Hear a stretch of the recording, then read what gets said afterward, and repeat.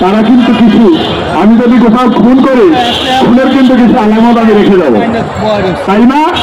তাই না? আলামত রেখে যায় না? এই আলামত এখন পাঠ করবে, এই আলামত সম্পূর্ণ আলামত পাঠ করবে আমাদের কিশোরগঞ্জ যশোরের নাজমুল, সে সহকারী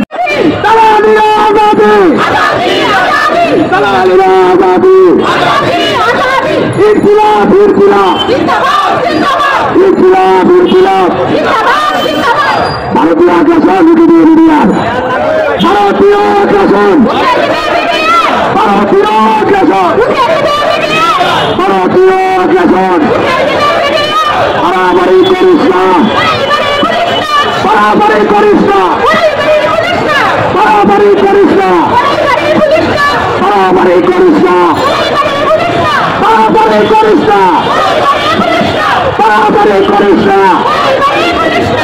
পুলিশ কারা বলিস না, পুলিশ কারা বলিস না।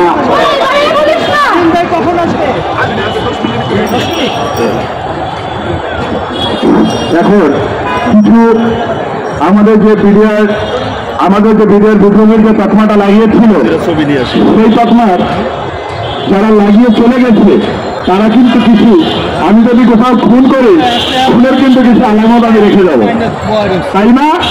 তাই না? আলামত রেখে যায় না?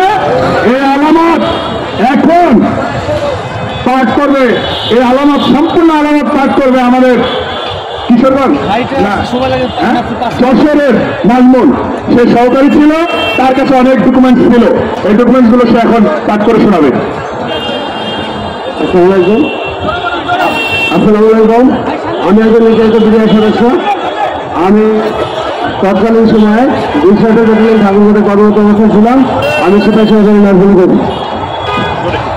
তো আমার সবার কাছে একটা প্রশ্ন, সারা বাংলাদেশ এখন বলতেছে যে পিলখানাতে কোনো বিদ্রোহ হয় না, হয়েছে হত্যাকাণ্ড, কথা কি সঠিক? তাহলে কি বাহির ব্যাটালিয়নে বিদ্রোহ হয়েছে? কি হয়েছে? ষড়যন্ত্র, কথা কি সঠিক? তাহলে আজ থেকে শুধু পিলখানাতে বিদ্রোহকে হত্যাকাণ্ড না, বাহিরের ব্যাটালিয়নটাকে আমরা ষড়যন্ত্র বলবো, কথা কি সঠিক? সেই ষড়যন্ত্রটা আমাদের কিভাবে করা হয়েছে সেটা আজকে আমরা তুলে ধরবো। সেই ষড়যন্ত্রটা কিভাবে করা হয়েছিল? 25 তারিখে যখন ঢাকাতে এত বড় একটা হত্যাকাণ্ড হয়ে যায়, আমরা কি 26 তারিখে দুপুর পর্যন্ত জানতে পেরেছিলাম? কোন দিবস শুধু জানতে পেরেছিলেন?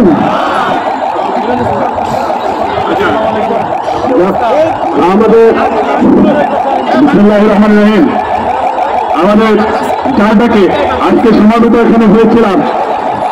সমন্বয়